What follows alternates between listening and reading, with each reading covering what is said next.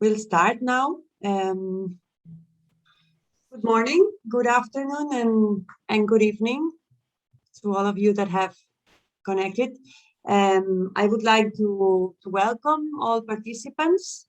Thank you for your time and interest in this webinar.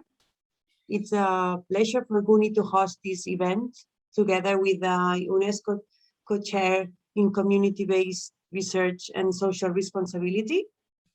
It's a pleasure for us as well to help spreading the ideas of the book, Socially Responsible Higher Education, International Perspectives on Knowledge Democracy, that has been edited by the professors Hall and Rajesh Tandon, and generate some debate on social responsibility, higher education, and knowledge democracy today. Josep Maria Vilalta, GUNi director, will start with a few welcome words. Thank you, Josep Maria. The floor is yours. Thank you very much, Marta, for your presentation, and good morning, good afternoon, good evening to everybody to this webinar launch book of the book titled Socially Responsible Higher Education, International Perspectives on Knowledge Democracy. I would like, first of all, to thank so much to Professors Hall from Canada and Rajesh Tandon from India for their support and for being editors, of course, of this so interesting new book that we are presenting today. Of course, we also thank to all panelists and authors that are today with us on this presentation. As you know, the main topics, socially responsible higher education and knowledge democracy, are key to the future of societies, and as you know, have been topics analyzed on the last years by GUNi, by the Global University Network for Innovation that we are promoting on the last years. As you know, GUNi, through seminars, international conferences, documents, and especially through our world reports, we've been dealing with those topics related with the book, especially with university compromise with society, responsible research and innovation, and some other topics related with knowledge democracy. I'm sure that all these topics will be also very present on the next UNESCO World Conference on Higher Education, and as you know, it will be held in Barcelona on the next 11th to 20th May 2022, and in collaboration with GUNi and ACUP, the Association of Public Universities in Catalonia. As you know, GUNi is working hard, trying to collaborate with UNESCO on the organization of this World Conference. And also we are trying to produce a new world report, GUNi World Report, a special issue that will be presented in this UNESCO World Conference. So thank you so much to all of you. I'm sure it's going to be an interesting presentation. Thanks so much again to Professors Hall and Rajesh Tandon. And I pass the floor to Marta. Thanks, Marta, and to continue to this presentation. Thanks so much. Thank you, Josep Maria, for the welcome words. Well, I will be moderating the session this time, and well, it's been a pleasure to see the big number of registrations that we have received from different corners of the world. Please feel free to say hello in the chat. Well, some of you have already done it, and explain where you come from if you feel like. And you can also share your thoughts during the webinar using the social media and Twitter, mentioning GUNiNet on your tweets. I will start with some housekeeping information now, and we will begin with the presentations, and the webinar will finish in about 1 hour, maximum 1 hour and a half, depending on the debate. And the program will be as follows. First of all, Professor Hall will give an overview of the book that will be presented today. Then we will have Olga Mikhail, Deputy Head of Emmaus Center at the Ukrainian Catholic University. She will give a short presentation on higher education and the unique gifts of persons with intellectual disabilities. Then Bogdan Kravchenko, Director General and Dean of Graduate Studies at the University of Central Asia. He will give the talk Universities and Society in Kyrgyzstan, a historical, political, and economic perspective. And then Darren Lorton, professor at the Durban University of Technology in South Africa, will give the presentation Rethinking Higher Education for Social Responsibility in South Africa, considering synergies between Gandhian principles and Ubuntu. Really nice relationship. Then we will have Ashira Abdul Rahim, senior lecturer in the School of Humanities at the University of Sains Malaysia, and we'll follow with the presentation 50 years and beyond on knowledge for change in Malaysia. And then we will have an open debate with all of you, the speakers and the public. And for the debate, please, and questions, please feel free to write down if you have any questions in the Q&A section that you will see here in Zoom.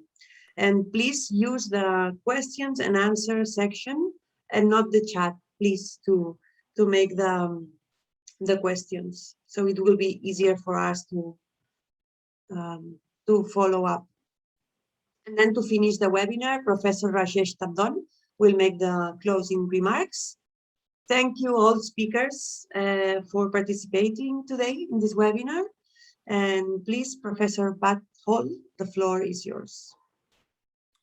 Thank you very much, Marta. And thank you, Joseph Maria. Thank you to the authors who are here today with us. And of course, I always have a special thanks for my co-chair and friend and colleague, Dr. Rajesh Tandon. I'm speaking to you this morning from the traditional, the historic territory of the Lekwungen speaking people. Those are the Esquimalt, Songhees, and Husanich peoples who have been in here looking after this territory and continue to look after this territory for at least 12,000 years. I am a settler, came here in the 19th century. I'm going to share the screen today. Let's see if this is going to work. There it is. Look at that. Isn't that amazing? Let's see. Yes, it works. So I want to say just a word or two about the UNESCO Chair, and then a word or two about the project which has resulted in this book. So the history, the chair itself is the result of a long trajectory of work done by a number of people, but Rajesh and I have been working together for about 45 years on issues around knowledge, democracy, co-construction of knowledge. And at a certain point in time, in 2012, UNESCO got interested in this work and asked us to create a co-chair, which we did. And so the structure of our chair is Rajesh leads the chair from India, from the base of a non-governmental research and training institute, and I lead the chair from the place of a university, a Northern University. Our mandate is to build research capacity in the field of community-based research in the global South and the excluded North, to contribute to international policy making, which we do. We work very closely with GUNi. It's been a historic partner. We share so many of the same ideas, and we try to collaborate in everything that we do. And then we also are very much linked to the attainment, support for the attainment of the United Nations Sustainable Development Goals. Currently, we have a global consortium of institutions which are working on training the next generation of community-based researchers, young people working in community, young people in university. We want to see thousands of those young people learning about and becoming engaged in the co-construction of knowledge. Our consortium is its purpose is to create, as I said, the new generation of community-based researchers, and we have hubs in, you can see, in about 22 hubs in 16 countries. So let me turn to the book. One of the things you will find, those of you who are scholars and you follow debates about higher education, is that a vast majority of the books written, the major papers written, are written by people from the United States, from Canada, from Europe, from places like Australia, and that's an important discourse. What Rajesh and I in our chair we have felt is that we're not getting the perspectives from what we might call the majority world countries, and so our project was to create, at this time when we have been facing the pandemic, when we're facing the climate crisis, and when we're facing all kinds of social issues around inequality, violence against women, and many more. Higher education, we need a vision for higher education, and a vision that goes beyond just the vision of what European countries think. So the goal was to create a book. First of all, it's free, open access to anybody. You can download it.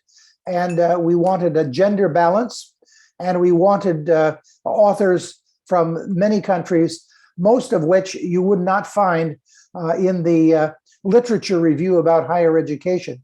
So some of these countries you see below, Canada and France and so forth, you'll see, but many of the countries listed there you will not see in the literature review. So we wanted those perspectives. The book is divided. We look at higher education and civic space. We look at the decolonization of curriculum. We look at engaged action in teaching, and we look at a partnership for a knowledge society. We want to support the transformation of institutions. We think that recognizing diverse knowledge systems, diverse epistemologies is critical. We support the integrating of teaching, research, and service, and we argue that it's time to move from the myth of a universal idea of knowledge and higher education to a plural vision, a pluriveral. Anyway, you can see it. I'm an English speaker, so what a language we made.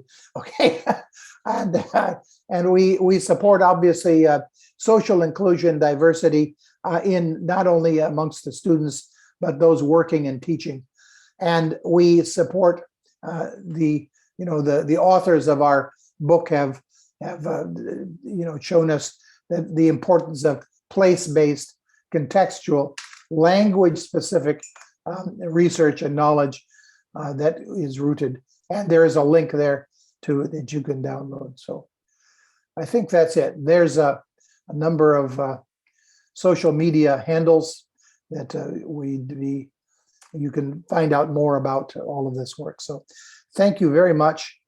With that, I turn it back to Marta. Yeah. Where's my stop share? I'm trying to stop sharing here. Stop sharing. Thank you. Thank you, Bud. Thank you very much for your contribution. I'm sure that the book is a great tool to create and imagine a new world. And I deeply agree with the idea that you have shared, that we need a vision for higher education that goes beyond what European countries think. Thanks. And we have now Olga Mikhail from the Ukrainian Catholic University. Welcome, Olga. Thank you very much for your time. Thank you, Marta, and thank you all the speakers and all others enrolled to the webinar. I'm speaking to you from a city of Lviv, that is in Ukraine, and I'll now share my screen.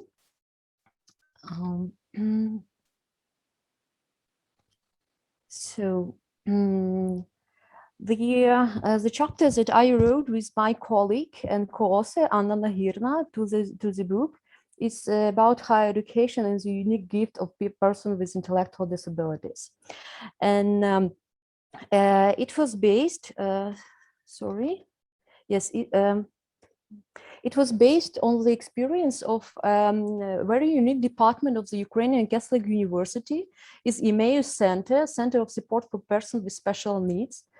And it exists in university more than 20 years. And it works mostly in three directions. First of all, is awareness rising, both on common level and for more professional level.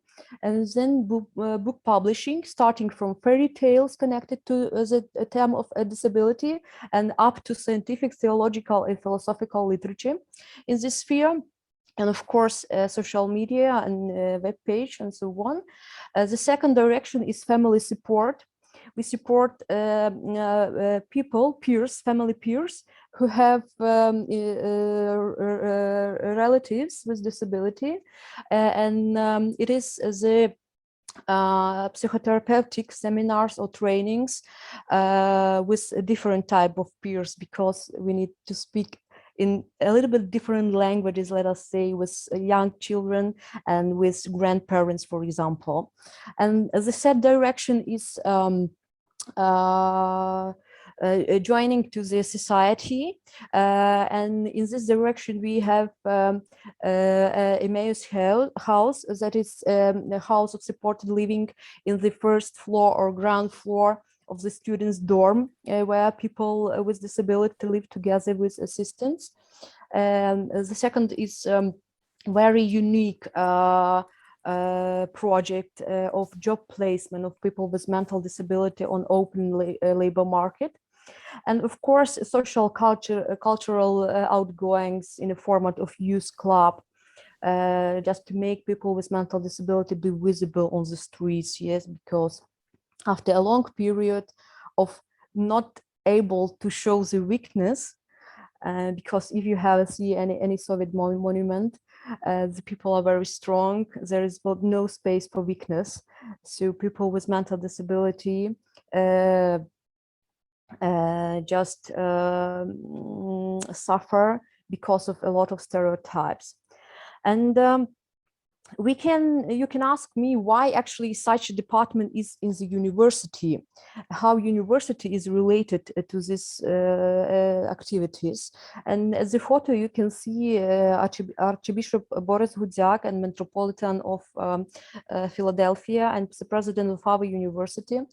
And you know, the great philosophy can be expressed with his very simple words, that for nowadays students, it's not enough to have a lot in their brains.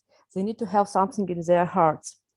So actually, it's a great philosophy in very simple words. Today, really, universities are not only sources of academic knowledges, they are institutions that form future generations. They impact directly to their worldview, and they create future ambassadors of changes in the society. That is why, while studying, students need to understand how deep the society is in different directions. But it's not only about one-way interactions that students help people with mental disability. No, it's people with mental disability, they just ruin all the paradigms because they don't look at the person like somebody with certain financial status, scientific degree, or something like that. They just speak with the language of love. They in their eyes, you can ask, you can just read, can you love and be loud? And they are very they are very strict sometimes. They are very true, and that is why this is mutual cooperation, not only just to be with, not to be for. And the direction we work with students can be divided in three directions. It's informative. But for example, at the formational sessions, we include some information about disability or how to interact. Actually, I have forgotten to mention, because we have a kind of professional slang. We use the word friends. Not to use the long expression adult person with mental disability. We use just friends, and I think it's cool. In communicative level, because you cannot consider yourself to be tolerant or not if you are alone. As Boris Guzak said, that interaction is a matrix of our being, yes? So while we communicate, we can express our connection to any phenomenon or person. So we provide several projects in university, in campus. Among them, the mentioned house of supported living. For example, we provide a kind of evenings of different countries' cuisine, where students come just to know something about French or Georgian or Chinese cuisine, and they interact with people with mental disability, and they can create a connection. And at the applied level, our center serves as a base for internship and volunteering for students, especially for psychology, social work, social pedagogy, and something like that. And here you can see the picture about the house of supported living. And this project, this is the most connected with university, because people are constantly live at the campus, and they interact with students. And I'm happy to say that this year I have this possibility to study a little bit in Notre Dame University at the summer Catholic leadership program, and I have a possibility to represent the house of supported living. And I think it's one of these not a big number of directions where our small and young university can share our experience to such a prominent university as Notre Dame in the USA. And some other projects, it's, for example, Friday coffee. It's just coffee or tea in the lobby of the building of the university, and some students of staff members or faculty members can just join to have some conversation, or just see the existence of people with mental disability, or for example, liturgies in our church, university church. And what's the impact to the students make such a unique department? First of all, it's personal impact. While watching people with mental disability, students in a lot of cases, they can re-estimate their own abilities. First of all, they make some personal impact on them. Secondly, it's communicational impact. Because, you know, we have a very good project connected with Thomas More University in Belgium, where students from IT, social pedagogy and social work, together with people with a disability, need to have a very simple task, just to cook something. But they need to identify what is difficult for people with special needs in this task. Maybe he or she cannot count money to buy something, or what is the problem and how to overcome this problem. And at the end, they need to theoretically to propose a prototype of, for example, mobile application or something like that, that can solve the problem. And what was interesting that a lot of students of IT said us a great feedbacks. For example, they understood exactly what mean to be client oriented, because your client is can be absolutely different, and you need to interact to understand what is the problem. And second, they understood that the social sphere is a niche in IT, because in our country, for example, IT is more business oriented so far. And structural or institutional impact, it just having such a department in university makes Ukrainian Catholic University a little bit unique, because we are the only one in Ukraine that have such a department.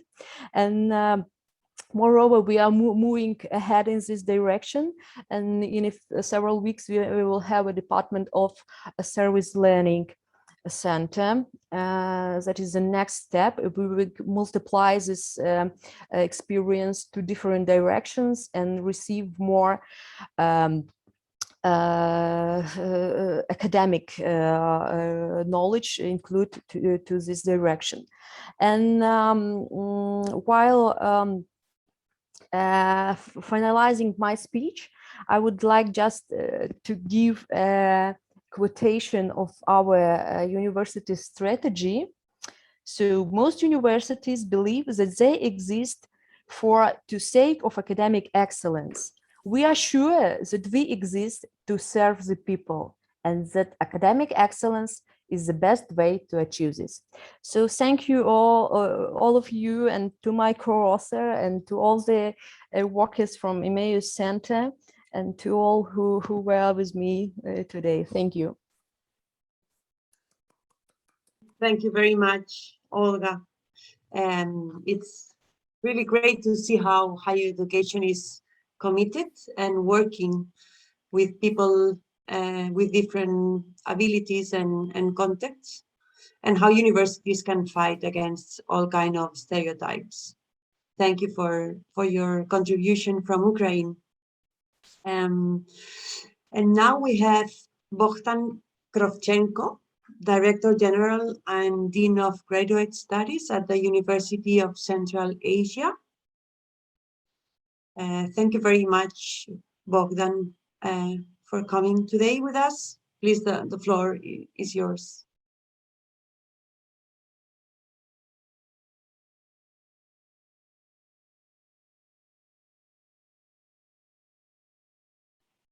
Okay, I think you are muted, Bogdan. If you can turn on the mic. Yeah. Yeah, So I'm perfect. going to try to upload my screen. I'm a bit of a techno peasant, and I wonder if you can see the screen now. Do you see something on the screen? Yes, yeah, we can see it. You can see photos. Okay. Well, thank you very much for the opportunity to speak to you.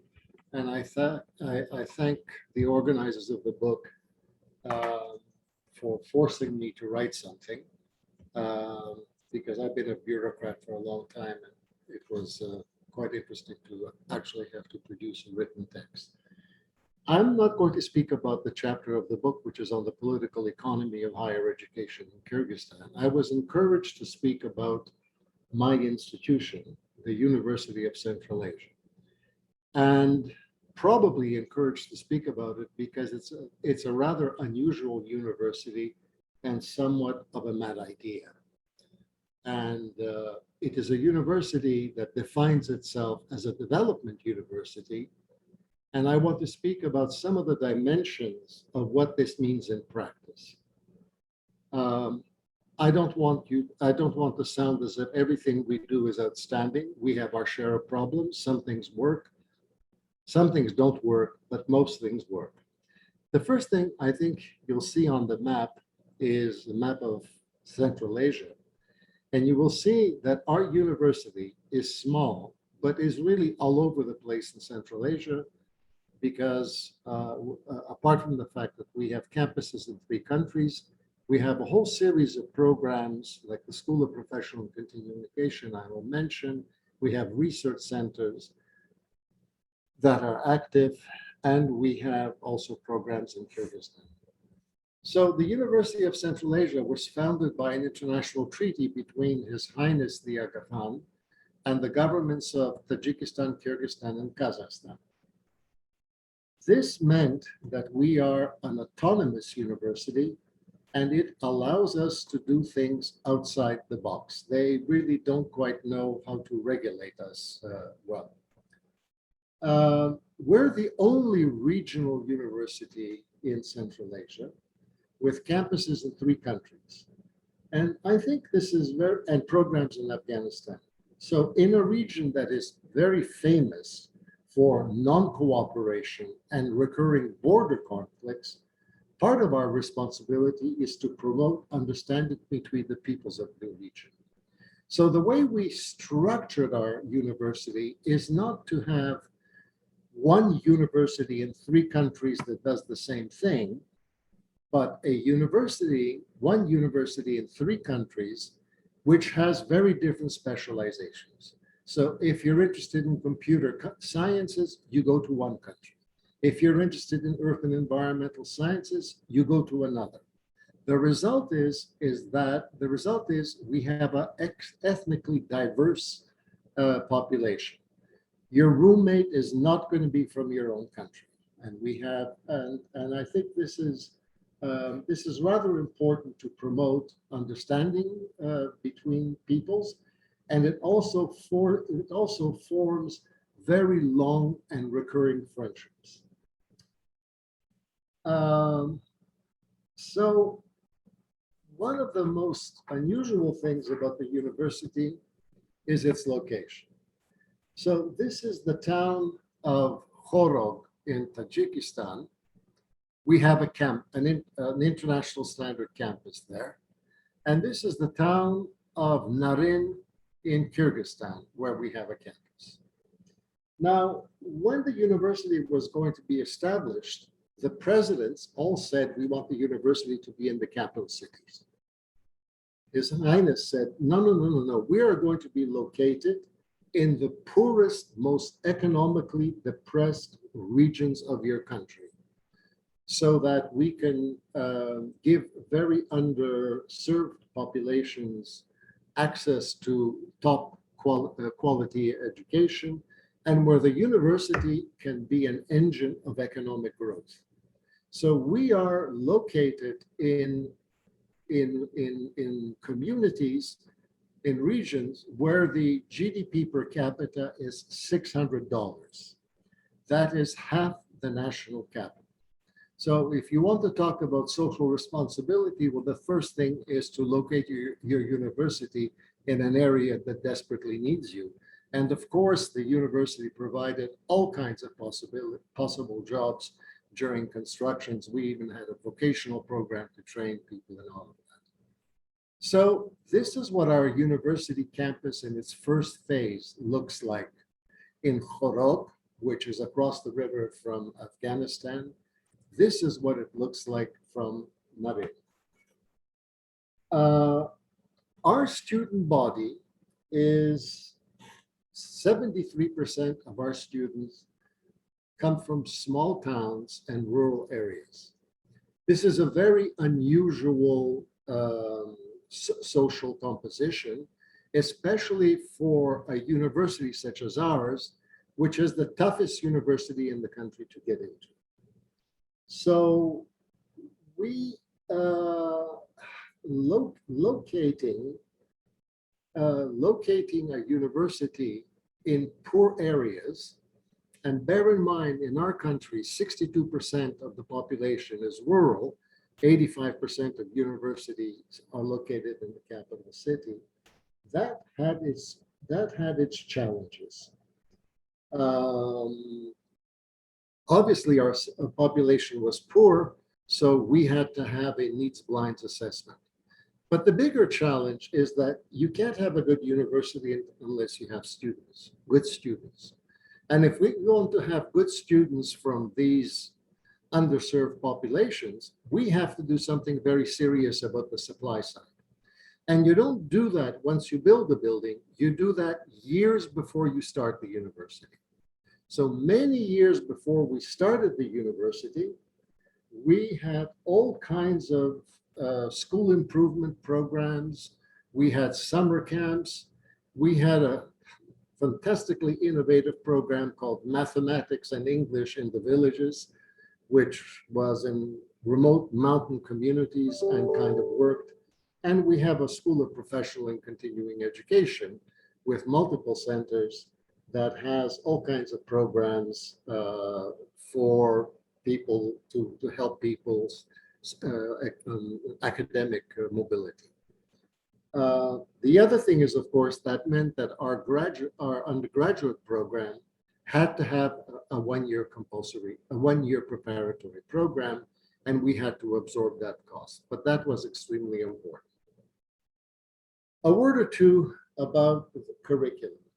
In the post-Soviet sphere that we live in, getting a university diploma is a social aspiration. Getting a piece of paper is a goal in itself. But universities have the basic responsibility of providing relevant quality education that creates human capital required to progress the society economically and socially. It's all about skills and knowledge, not the piece of paper. So if you look at the output of graduates in our part of the world, I think it's not all that different probably in Ukraine or in other places. But in the case of in our part of the world, you would think that universities live in a totally different universe that is totally unconnected to the country they are based in. So for example, in Kyrgyzstan is a country of 6 million people. Annually, it graduates 5,600 lawyers. I mean, this is quite something in a country where the rule of law is somewhat problematic. 5,600 lawyers. In a country where 70% of the economy is informal, and where I can count on the fingers of one hand and probably have one or two fingers remaining, the number of large enterprises, universities graduate 13,000 people annually in something called economics and management. Well, UCA was deeply committed not to add to the great pool of unemployed university graduates. So how we did this is by launching, we did extensive labor studies. And there were several interesting takeaways. One of the things that surprised us was the emphasis that employers gave on and the criticism that employers had of students that they were not erudite. They couldn't speak well, they couldn't write well, they didn't have analytical skills, and there was an appalling lack of general knowledge. Employers would ask a student, and who's Charles Darwin? And you'd get a blank stare. So the university has a core interdisciplinary curriculum because we want students to be generalists, to understand the major issues confronting the world and the region, and to understand the methods of inquiry of humanities, social sciences, science, and technology. But we also want to get them a job. So in terms of that, we were very careful in our analysis of current and future labor market trends. And in our region, the labor market is very, very uncertain. So we decided to develop majors that are not narrow, but we call them integrated majors. They are majors that include several dimensions of a given field.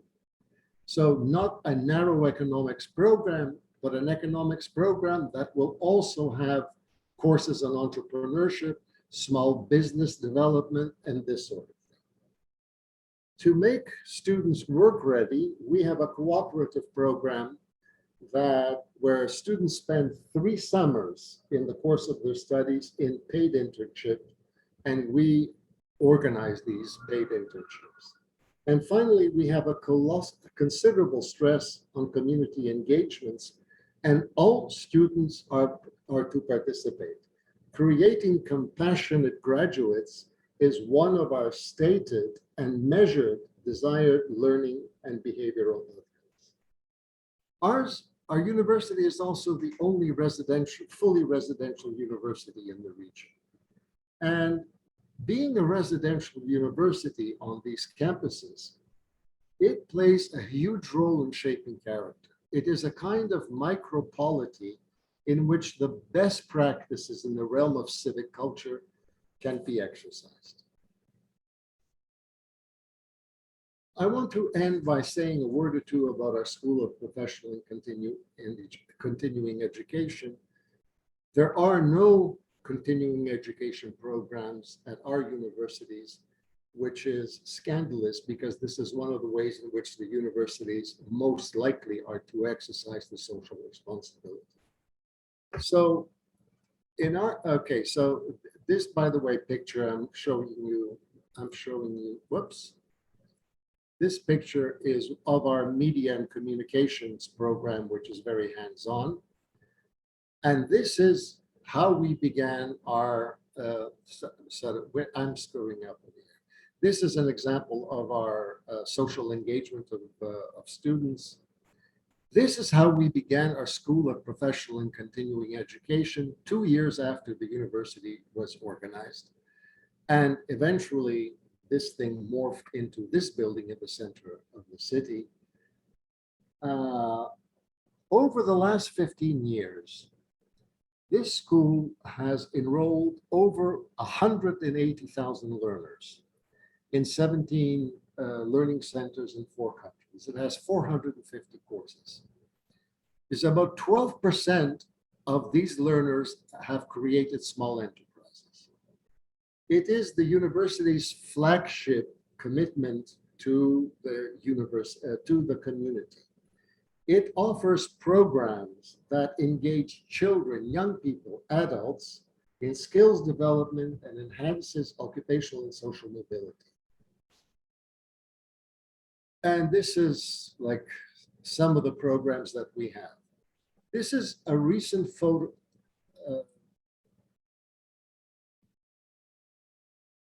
This is a recent photograph of our learning center. This just very recent photograph of our learning center in Afghanistan that was recently visited by the Taliban leadership. That, by the way, told that lady there that you are appreciated and please continue to teach. One of the things that we found is, apart from doing all of the good things and skills development and all of that, the most important thing that we succeeded in is to create a learning environment and educational space that people simply did not experience in other institutions.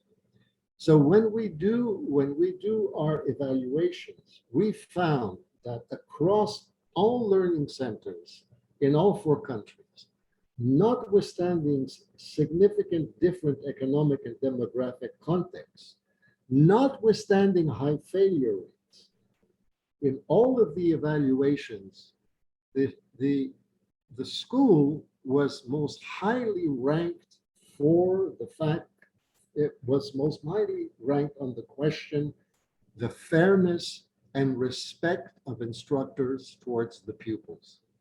It was 90% good and 8.9% very good, only 0.1% bad. And that has had a very unusual consequence, because being in a place which has a different atmosphere, seeing how staff and instructors interacted and their involvement in the community, when we did a survey of alumni and asked an odd question, because we asked, did you get a job? Did you start a business? We asked an odd question. Did, as a result of you taking our programs at our School of Professional and Continuing Education, result in your increased civic engagement? And the answer was 77% said yes. We never taught a course on civic engagement. We didn't preach it. But if you create the right atmosphere, the right moral atmosphere, it is a consequence of it. Well, I've spoken too long, and I thank you very much for your patience on this. And now you know all about the University of Central Asia. Come and visit us. Mm-hmm. Thank you, Bogdan, for your presentation. You made us thought how important it is for universities to promote the understanding between different peoples and how university has a direct impact in the territory. In the case of Kyrgyzstan, it's a very unknown and interesting territory for many of us, for sure. Thank you. And now I will leave the floor to Darren Lortan from the Durban University of Technology in South Africa. We are running a little bit out of time, so yeah, I would like to ask to keep this in mind. And another thing, to all the public and the people who is connected, you can already write down questions in the questions and answers section here in the Zoom for the debate that we will have later on. Please, Darren, the floor is yours. Good afternoon, good morning, good evening. Please tell me you can see my screen. Yes, we do. Okay, let's start. If this is not where you're supposed to be right now, it's not too soon to leave and miss the boring conversation bits by me and my colleagues. Okay, you've already seen the title in the chapter. I'm not going to repeat it. I give it a different name here, and you'll see why as you move along. I must acknowledge Kanya Pariachi and Savitri Maestri, the two people who've been holding my hand on this journey, by which I mean I should have started by saying, hi, my name is Darren. I'm a positivist, and it's been about 6 years since the last time I said something positivist. These two beautiful women have helped me develop a negativity to positivism. Okay, so please note on the left the subtle choices and titles and subtitles, because I'm going to just simply describe an example of what it is we were talking about in our chapter. Here we go. This is deeply personal. Each of the students in my classrooms when I teach are participating in the germination and growth of a future active citizen by exploring the beauty of mathematics, amongst other more mundane tasks. They know very, very quickly that this is not just about E is equal to MC squared, or I can give you other examples. I make sure that I let them know that our paths, theirs and mine, have crossed, and we will learn and teach with each other the language of mathematics.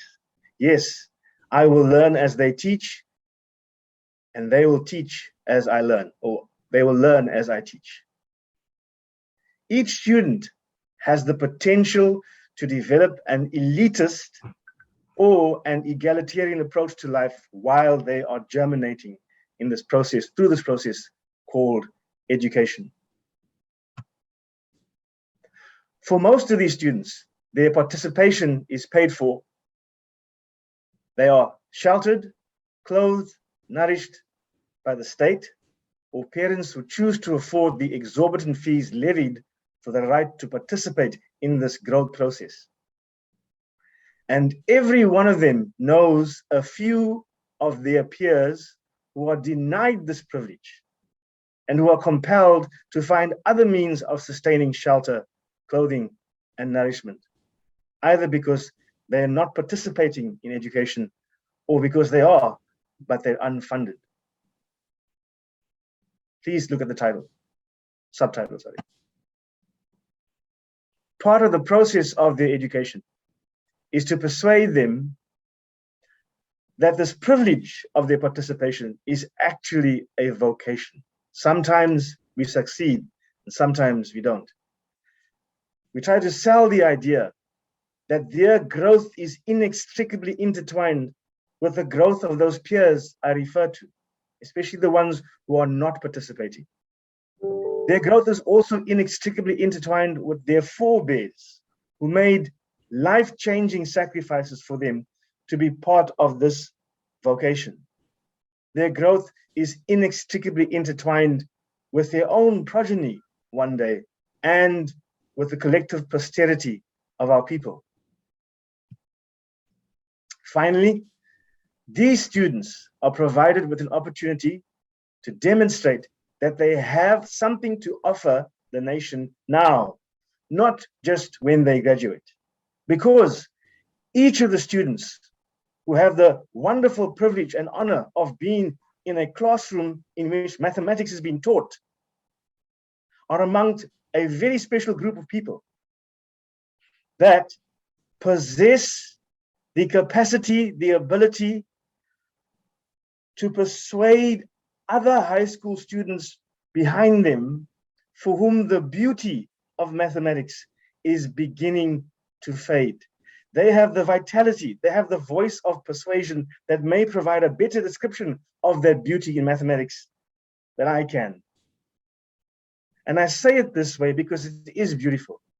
But tragically, far too many of the students leaving high school in our country have lost an appreciation for mathematics through no fault of their own. And yes, there are worse problems in our country. But in terms of the long term, this is one of the devastating ones that are not too easily recognized. I would like to postulate that the difference between those who grow into the elite and those who join the egalitarian is linked to the distinction students make between the privilege and vocation of education, and whether they avail themselves the opportunity to describe the beauty of mathematics to others. Trends in mathematical studies, mathematics and science studies, TIMS, over the years has shown that South Africa has consistently performed dead last or second to last in grade 3, grade 9, and grade 3, grade 6, and grade 9. Something is wrong with our system. And every year I get the privilege of meeting the many who've survived that system. And I do my best to challenge them. Let's go back and make sure that those who are still struggling are not left behind. Because if we don't recognize where we're going, then this may happen. This is a quote by Dr. H.F. Verwoerd, the principal architect of apartheid. What is the use of teaching the Bantu child mathematics? He chose mathematics. Good for me, because this quote helped me decide to study mathematics. When the child cannot use it in practice, it's quite absurd, he said. Education must train people in accordance with their opportunities in life and according to the sphere in which they will live. One of the reasons why we embrace the synergies between Gandhian principles and Ubuntu is we must make sure that the spirit of this man and his teachings never rise again, even subtly, in this country. I see occasionally whispers of ghosts who are saying something similar. And we need to encourage our students to fight that trend collectively, because that is essentially, if not their first, hopefully their lasting contribution to social responsibility outside and within higher education. Thank you for your time. Thank you. Thank you very much, Darren, for your contribution and giving this holistic approach of education. I would like to quote your words that I really like this. The quote is, each student has the potential to develop an egalitarian approach to life while they germinate. Thank you. I will go home with this idea in my mind.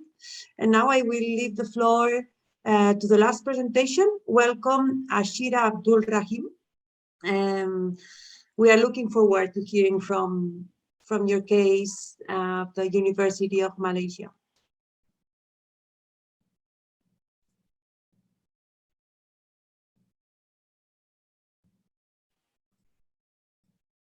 You are muted. Yeah.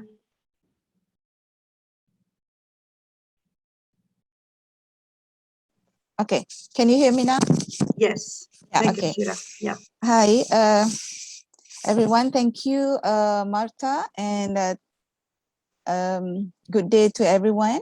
I'm not going to present the chapter, but I'm going to just use one of the concepts that we presented in our chapter, the chapter 19, you can find in the book, okay? So I come from a University Science Malaysia. Yeah, we are located on an island on the northern region of Peninsular Malaysia, very close to not very far from the border with Thailand. Yeah, so we are in Penang.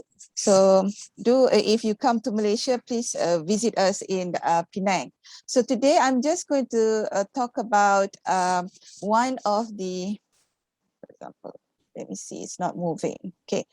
Okay, just sharing, we have listened to cases of the university and also looking into courses. So I'm sharing our experience in one of our programs in the USM.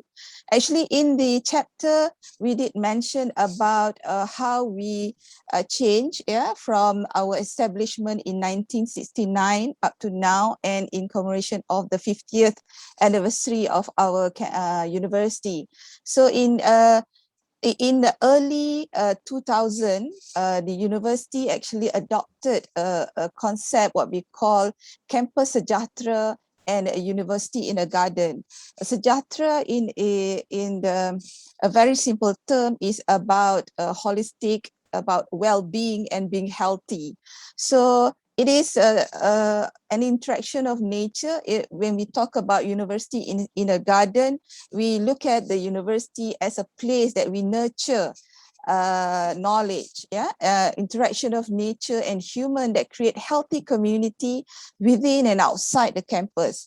This was one of the concept that we adopted in 2000, about 2001 and 2002. And one of the initiatives was looking into how we can integrate sustainable development also in our teaching. Looking at how we can use what we have inside the campus and working with the outside community. And this program, the Sustainable Cities and Communities, was offered since 2003 with the aim to dissect the urban conflict and also the possible strategies and solution. Why did we choose to focus on this? As you can see now, especially in our region, in Asia, and also in African continent and in South America, you can see a lot of new mega cities, in China, in India, we are looking at the rise of mega cities. And this is due to the increased population, the migration to cities, looking for a better place and jobs. And this increase in population has actually not growing in tandem with the infrastructure and the services that can be offered by the cities. And the cities are actually having more population compared to the, if you compare to the area or the country. Yeah, and even in Malaysia, we can see that our urban population has increased. Yeah, and go beyond more than the rural community, and you can see that now more than we are facing more than 70% urbanization rate in Malaysia itself. Yeah, so as we can see, even though in Malaysia we don't have a mega city, but we are facing a similar problems to mega cities. And most of the courses offered for urban studies that focus on urban studies, looking at the physical or the technical issues, and we wanted to focus more on the communities. Therefore, we include the sustainable cities and communities. And we started in 2003, and we were happy that in 2014, when the SDGs were established, it was one of the SDG 11. So it's actually a part of what we are doing in campus. Yeah. So you can for this program, what we look at is the students that enroll for these courses. Yeah, we accept students from multidisciplinary, meaning that from different backgrounds. It is not just the humanities. We have students from the science, from the engineering, from geology, from physics, from chemistry, we have from political science, communication. So there are our students from different disciplines. And so we, in terms of concept or theoretical, we do not focus specific on urban studies, but we introduce the concept of systems thinking, that we can actually interrelate the different perspective on how we look at cities, as cities actually is the place where it's very complex, the complexity of cities. And we introduce as well using the urban ecology concept, where we look at the city as an ecosystem. Yeah, so that the interlinkages between the components, and of course the sustainable city models that are, that we have many models that we have now. And in terms of the urban problems, we adopt or we use the model of mega cities, looking into looking at how a very small area, yeah. For example, like if you look at the statistic, less than 6% of land area in the world is cities only occupy about 6 to 7% of the world. However, it occupies by more than 60 to 70% of the world population. So it's a very dense, and as you can see, the inequality in terms of the services provided, in terms of the social issues. So cities are the major where most of the problems we can find most of the problem that we have now are situated in cities. So what we do is that in our program, we have what we call the project or the case study. We have 4, actually it is a mixed mode program where we have 4 courses, but in 3 of the courses, each of the courses the students are required to do projects, and I'm just sharing one of the projects that we did. What in this the students are required to learn about the urban problems by looking into the background, the historical area, the historical background of the cities. Yeah, at first we asked them to choose a city, because our students come from different background, from different, not only Malaysian, we also have foreign students coming from Bangladesh, from China, from Indonesia, and also from now we have China and also Middle East. Yeah, so they can choose to work on one city, and based on that they need to look at the historical background, because no city is same with another, so it is unique. Yeah, because of the uniqueness, you need to understand about the historical, how it was developed, whether it was for example, Kuala Lumpur itself was a mining city. So that's how it grew. Yeah. So you look at the different cities. So they have along the year, since 2003, we have visited many cities locally, and also in Indonesia, in Vietnam, we have visited a few cities. And then we also do the mapping. It can be community mapping. It can be in terms of physical mapping, looking at the plans. Yeah, but when you look at the plan, for example, if you can see here, the plan are all 2D. Yeah, you can only see the colors of the building, but then when you go on the ground, then you can see. So we need to, for the students to go around and look at the city. When they do the background, they should have identified the issues, and they have to go down to the areas and look at how whether the buildings or the communities, how they live there, and what are the interactions, and why the issues are they looking into the slum area, are they looking into the business center. So it is for them to decide what they want to do. And one thing that another thing is that when we look at the map, we don't want to just read the map, looking at the map as it is, the position, but we want to reread the map according to the value or the historical, the culture. So we wanted to put that value into the map, into the reading of the map. And of course, the engagement also with community by visiting the agencies and understanding, what is happening. In this example, the picture here, we visited one of the city in Borneo Island, Sabah. It is a coastal city, and we have many islands. One of the island is actually what you call like a marine park.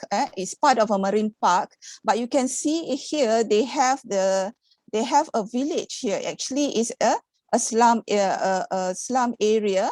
Yeah, but it is what you call that, a floating village, and it is inhabited by the illegal immigrants coming from Philippines.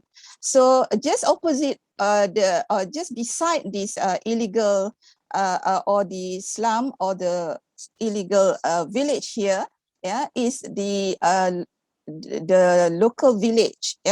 So you can see that this area do not receive any service. They don't have waste management, they don't have health facility, they don't have schools.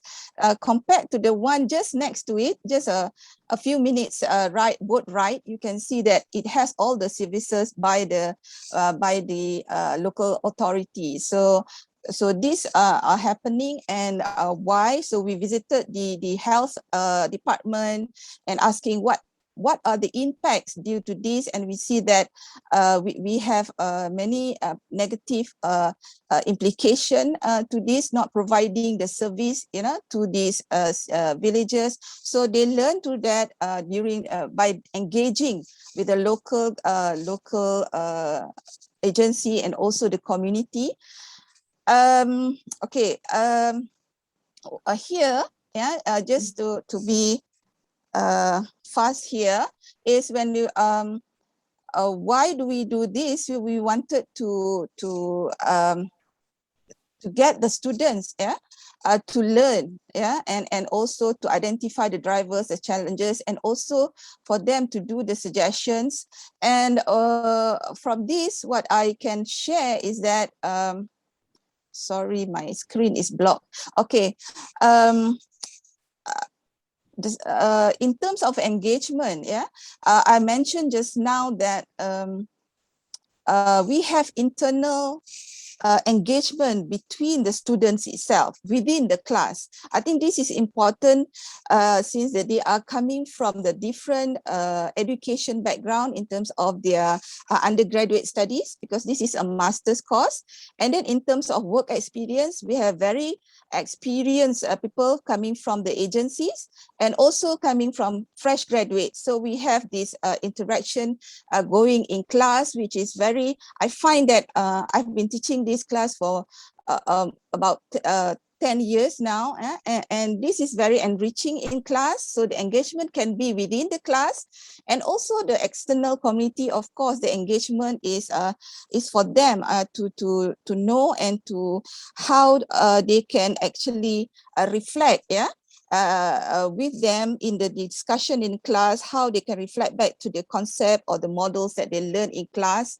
And also one of the thing here is also the individual reflection, that we actually encourage the student to also do this reflection so that they can relate to their own background in terms of their own culture, their own education, and how does this issue help them to suggest and also how they understand the challenges and the drivers facing the cities, and whether they can look at local solutions that can fit to this city from their own perspective, and also as a group. And of course, the values that they, other than their own values, can also be universal values. In conclusion, I think still, even though that we a lot of we have done, we are still in terms of the learning. We tried to do the engagement, but I think we are still at the level of to know, sharing about what you should know and how the learning or knowing, but we are less at to do and to be like the others have shared, in the and to be and to live together. We are hoping that after they graduate, they can do that, but it is not, however, unfortunately, not still. Maybe we can review and improve our curriculum and our teaching approach so that we can also include a bit already on the to-do, but conceptually, to be and to live together. Hopefully we will try to integrate after this. I think that's my sharing. Thank you so much. Thank you very much, Ashira. We are running a little bit late of time. And thanks for sharing the experiences from the University of Malaysia. We share the same concern about the megacities here in Barcelona as well, but not as big as in Asia for sure. And now we will continue with the open debate with all the speakers and the public. And for the debate, please feel free to write down if you have any questions or comments here in the questions and answers section that you can find here in Zoom. Don't be shy. We haven't received any for now, but I'm sure that maybe someone wants to share some concern, some comments, any idea. Can I ask a question? Yep. I'm interested in asking Darren a question. We have a huge problem in our part of the world with the collapse of mathematical skills.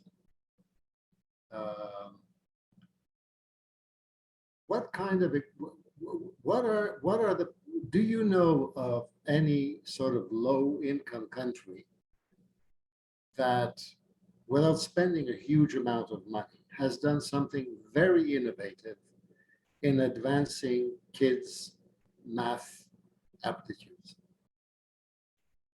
And don't tell me Finland worth 12,000 euros per student per year.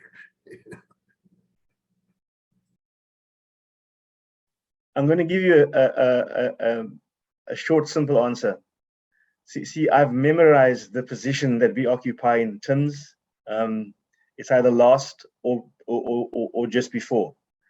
There are at least 5 or 6 other African countries that we know have a lower GDP.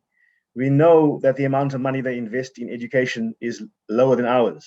A good example is Zimbabwe. But for some reason or the other, and what we very seldom delve into is what are the other countries doing. We just navel gaze on what are we not getting right. Your question is a pretty powerful one. I wish I could give you other examples. I know Namibia at one stage was ahead of us. This is our neighbor that used to be part of our union.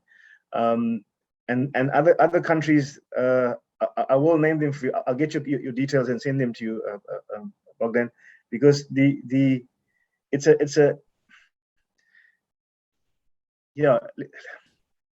sorry. Look, it's a huge issue. You see, we spend in our part of the world $400 a year per student, university student, per year. How in God's name, and everybody is giving us advice from the West on improve our quality. I'll give a Nobel Prize to anybody who can think on how you improve quality education for $400 when the country already spends 5 or 6% of GDP on education. So look at the great examples from low-income countries, and I would dearly like to be in touch with you to find out what are the low-cost, high-impact solutions.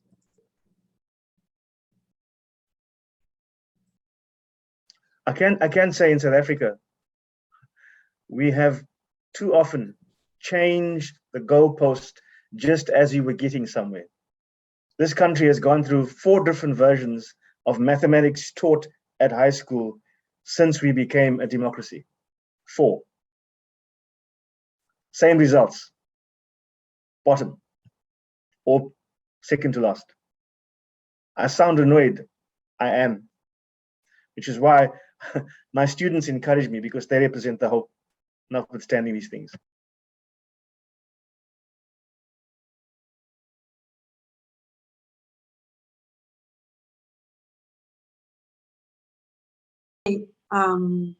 We have a question here in the Q&A. I think it goes for Rajesh or Bart, but of course, feel free to comment. So Dave says, the title of the book includes the concept knowledge democracy, but we haven't heard much about it. How would you describe it? Thank you, Dave. Maybe I can say a word or two about that. Thank you, Dave, for the question. A knowledge democracy, as Rajesh and I and a number of us, Joseph, Maria, and others, have been evolving the concept over the last number of years, refers to several phenomena. First of all, and a very important one, is the recognition of the diversity of epistemologies that exist in the world. And the idea being that if biodiversity, the existence of a multitude of living organisms, is a measure of the health of the planet.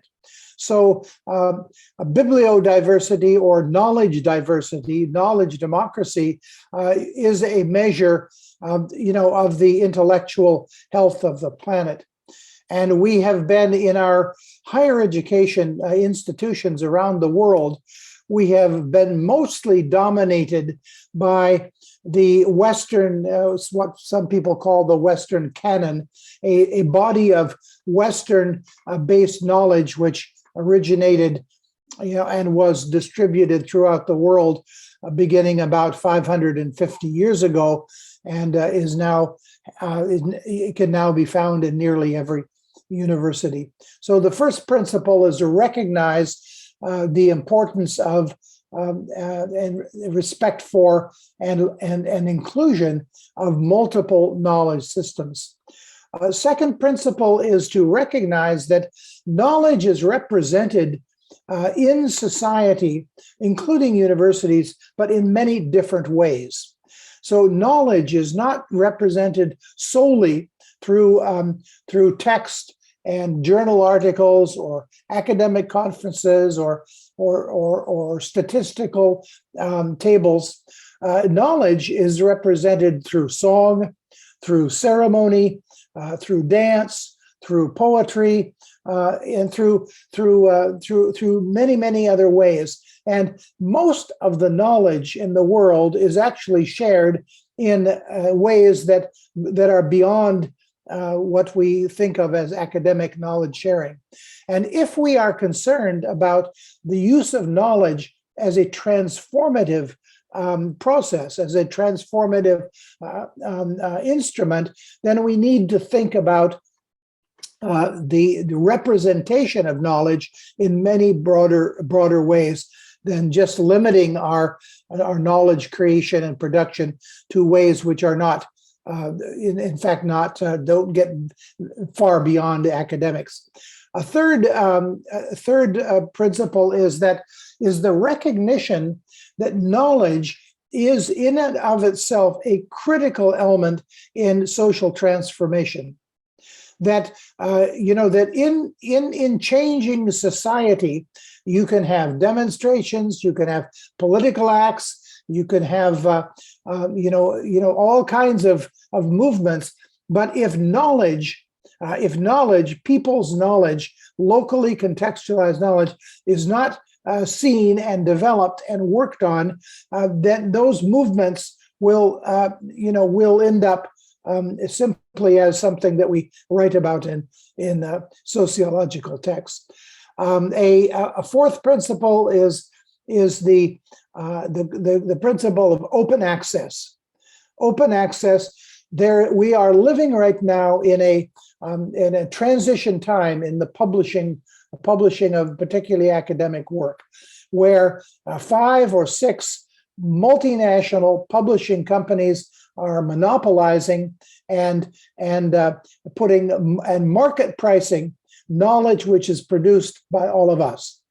Academics, researchers, whether you're in a university or outside a university, you create knowledge and it's going into journals which you have to buy, you have to pay to get your own article back. So the open access movement for free and accessible publishing is something which all of us need to be really much more conscious of. And if you think about the who gets to buy a book that costs $100, coming out of the UK or Canada or someplace by some prestigious publisher, very few people, not even academics in North America, can afford those books. So we've got to move away from that. And the final principle is while open access and free distribution, we do need to respect ownership by excluded peoples, by indigenous peoples. They have the right to own and control the use of knowledge about themselves. So this is, in short, a kind of a few thoughts about when we say knowledge democracy, what are we talking about? I just make one more link with Ola's presentation. When we talk about excluded knowledges, we're talking about the fact that people who have different abilities, who may be intellectually disabled or have other kinds of abilities, they are actually knowledge creators. And as she pointed out, she said, the choice that they offer us is to love or be loved. Make that choice. They are creating knowledge. But when we work with, professionals, working with people with disabilities, we very often ignore the knowledge that those people themselves are creating. And we do so in all of our fields of human activities. It is a great loss in our struggle, to create a better world.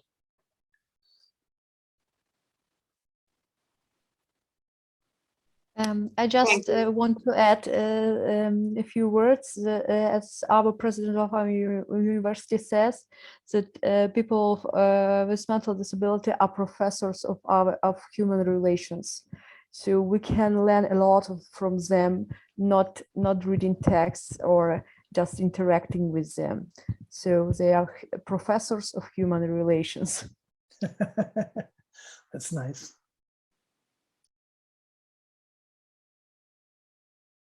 Good, thank you very much. We just got a new question from Elira Durdubeva from the University of Kyrgyzstan. She says, how can we increase local knowledge production in developing countries? Maybe someone wants to answer very, very shortly, because we should finish soon.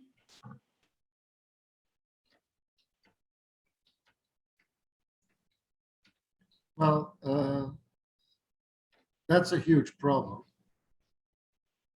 And what we have a situation, and picking up what Bud said, we have a situation where all of the performance indicators, and that includes university faculty in Kyrgyzstan and other low-income countries, your performance indicator is the number of articles that you have published in Q1 or Q2 referee journal by one of these groups where the thing is. But universities have a mission, and every single mission statement I have ever read of any university, and that is to disseminate knowledge that is useful to the society, right? Well, the fact is that any article that is published in one of these Western journals is a transfer of knowledge from here, where the people in the West are smarter about our region and makes zero contribution to knowledge here. Two reasons. Number one is nobody can afford these journals. And number two, they're all written in a language that nobody understands. The dissemination of English in our countries is not small. It just assumes that the whole world speaks English. Guess what? Actually, it doesn't. And we are on a complete, we probably do more than anybody else, because our research is published in the national languages as well. So if you, Bud, read an article somewhere in the journal of blah, blah, your journal is going to be translated into Russian or a national language and available locally. In fact, the gap in knowledge has grown faster than the income inequality.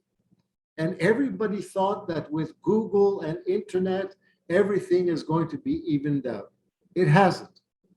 It's worse than it ever was before. And I think that national governments have to make huge efforts to bridge this gap. That, of course, assumes they care, but that's another story. Thank you, Bogdan, for answering the question. And we will be finishing the webinar now with Professor Rajesh Tandon. He will make the closing remarks. Together with Pat Hall, Professor Tandon has been the editor of the book that we are presenting today. Thank you very much. Thank you, Marta. Yeah. And thank you, colleagues. Wonderful to listen to you. I'm just a bit groggy. It's late in the night.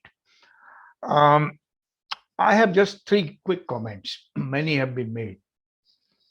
In 1967 in India, Green Revolution came to produce higher quantities of agriculture so that our people don't remain hungry.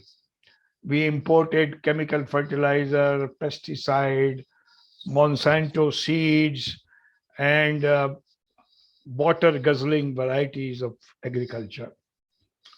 5 years ago, the national policy said we want to go organic.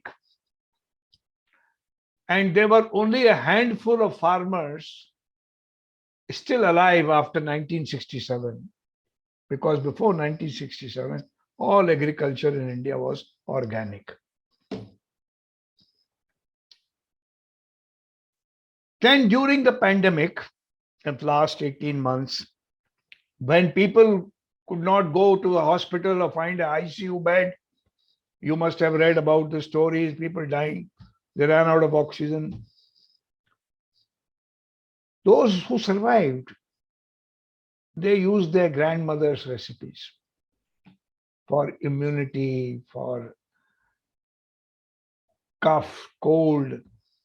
And you would be surprised that actually in Silicon Valley, the birthplace of IT revolution, so-called, in Silicon Valley of USA, there are more yoga centers than in whole of India.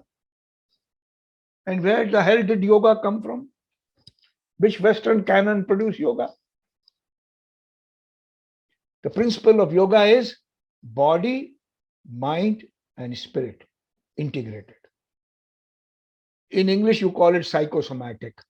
All the anxiety during this period of pandemic is psychosomatic. And dealing with that anxiety is not to visit a hospital, but be with yourself. This morning, I attended a webinar, a session of youth-led research in Asia Pacific as part of UNESCO's effort.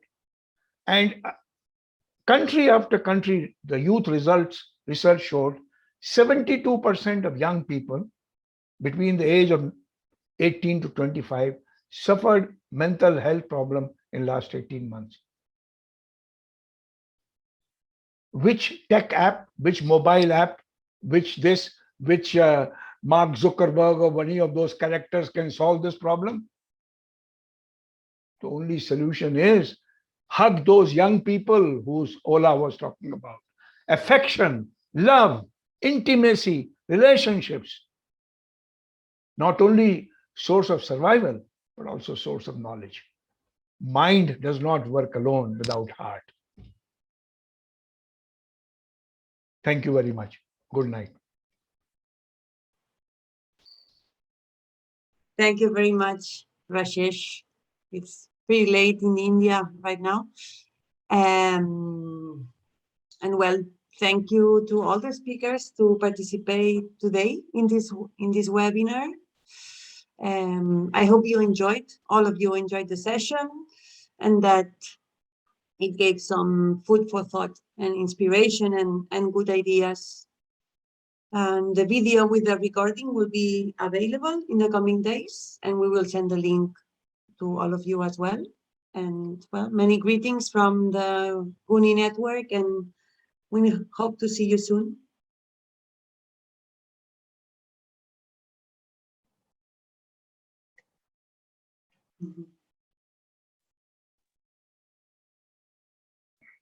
Thank you, everybody. Thank you, Marta.